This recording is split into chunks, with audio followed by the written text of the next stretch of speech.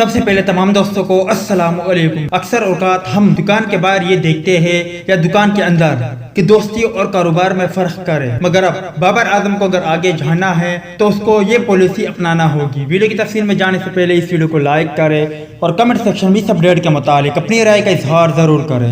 और अगर आपने बेन स्टोक का वो बयान नहीं देखा जिसने भारतीयों को भी आग बगोला क्या है तो उसकी लिंक आपको एंड स्क्रीन में और साथ ही साथ कमेंट सेक्शन में मिल जाएगी, आप उसे जरूर देखें। साबिक कौमी कप्तान और दौरे हाजिर की बेहतरीन कमेंटेटर रमीश राजा ने कौमी टीम के लिए मुनासिब कॉम्बिनेशन की अहमियत पर जोर देते हुए कहा कि मुख्तसर फॉर्मेट के कायद Babar Azam green shirt side की बेहतरी के लिए मजबूती से फैसले करें। रमीश राजा का अपने एक बयान में कहना था कि बाबर आजम को ये बात समझना जरूरी है कि वो मजबूत फैसले करके ही क़यादत की कीमत अदा करने की जरूरत पूरी कर सकते हैं, क्योंकि टीम के मफाद में कदम उठाते हुए उन्हें अपने उन दोस्तों की कुर्बानी देना होगी जिनके साथ वो निचले दर्जे पर क्रिकेट खेलते रहे हैं, क्योंकि उनमें से कोई भी टीम का कॉम्बिनेशन की बेहतरी में अपना किरदार अदा नहीं कर सकेगा। साबिक कौमी कप्तान का कहना था कि अगर बाबर आजम की ख्वाहिश इमरान खान जैसा कप्तान बनने की है तो उन्हें याद रखना चाहिए कि इमरान खान मेरिट की बुनियाद पर फैसले करते थे और हरीफ टीम को देखते हुए अपनी टीम में तब्दीली करना उनकी आदत थी, जिसका सामना उन्हें करना होता था।